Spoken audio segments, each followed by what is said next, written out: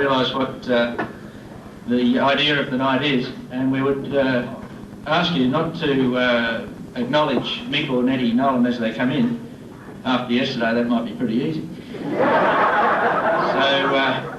around about 8:30 we expect the Nolans to come, and we'll just let them go to their table and we'll let things take their course from there. So we look forward to seeing you about 8:30. Enjoy yourselves. Welcome to the Mayne Sporting Club. It's the players' special night on the eve of the finals. Very good to see so many supporters here, particularly in the wake of events yesterday, but we won't say too much about that. We'll be very fortunate in Brisbane Australian rules. Over the years we've had some very good players, some very good officials, and some excellent captain coaches of various clubs. And in recent years we've been particularly blessed with a player in Brisbane of tremendous dedication, determination, great sense of fair play, and an all-round good bloke, John Blair. John couldn't be here tonight.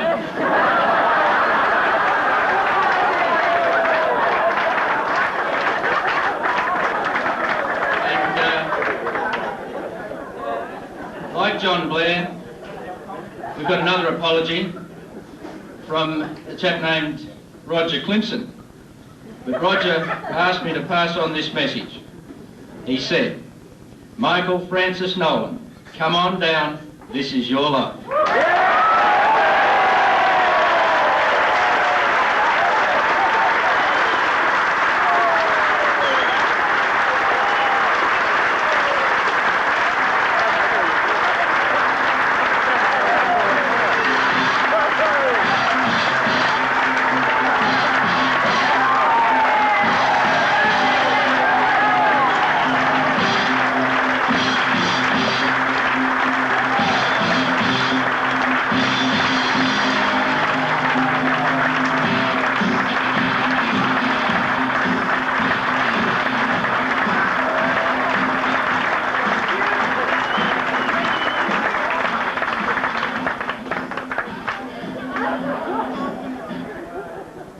Well, it's just as well you got up here quickly. You know, I was going to jump up on the table and make you right into the lake.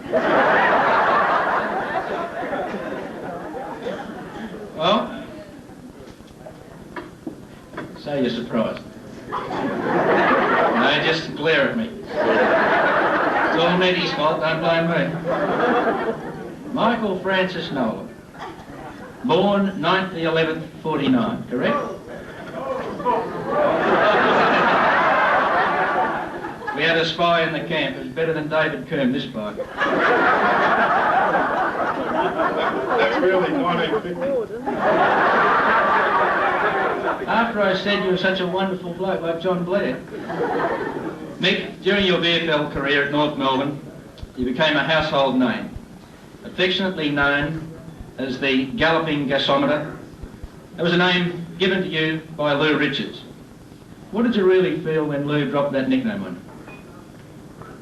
Apart from calling him a little shit.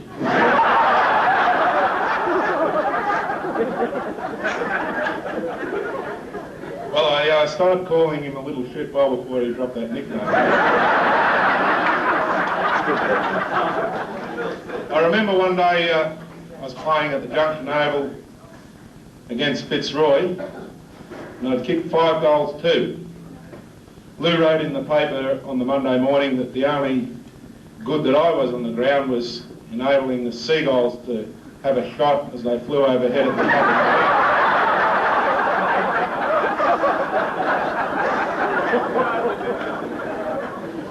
of the You finished? Yeah.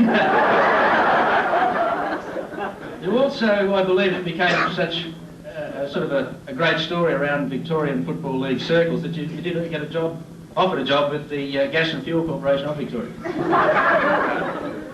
Well, that was the only good thing that became out of being called the Galloping Gasometer. The Gas and Fuel did ring up Alan Arlett at North Melbourne and offered me a job.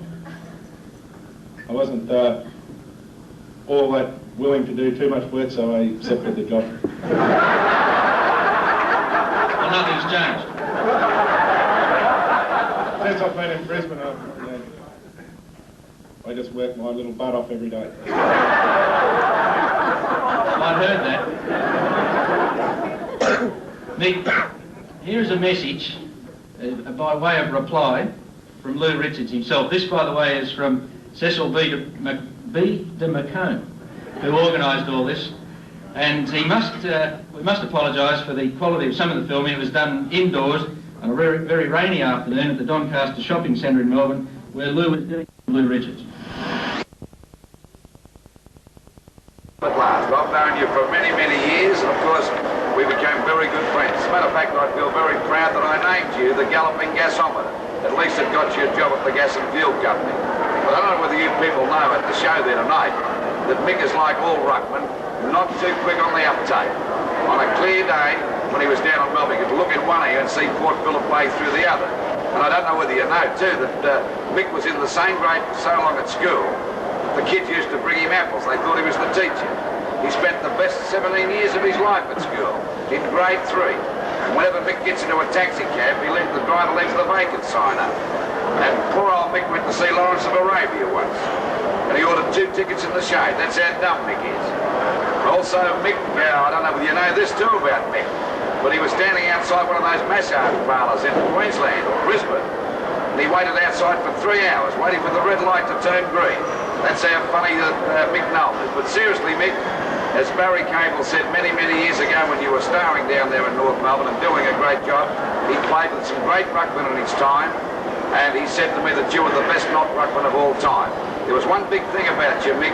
It didn't matter what people said on television or on radio or what they wrote about you in the paper, you still came up smiling.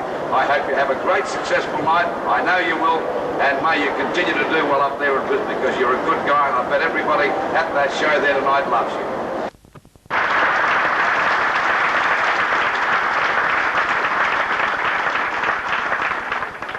Mick, after your birth in Wangaratta, bloody Victorians, it's supposed to be Wangaratta, they call it Wangaratta.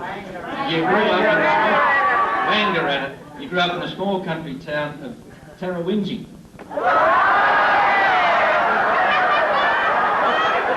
Just outside Wangaratta, where your parents own the local hotel. In fact, the Tara pub is still a Nolan family possession to this day. Now, Mick is one of 9 kids. And you've only got to look at him to know the other 8 are jockeys because they couldn't get it. Here's a message from the Mick Nolan family. Don't forget your reputation. Let's ride for the farmers from the next year, Terry. Hi Mike, this is Dan here, and I'd like to congratulate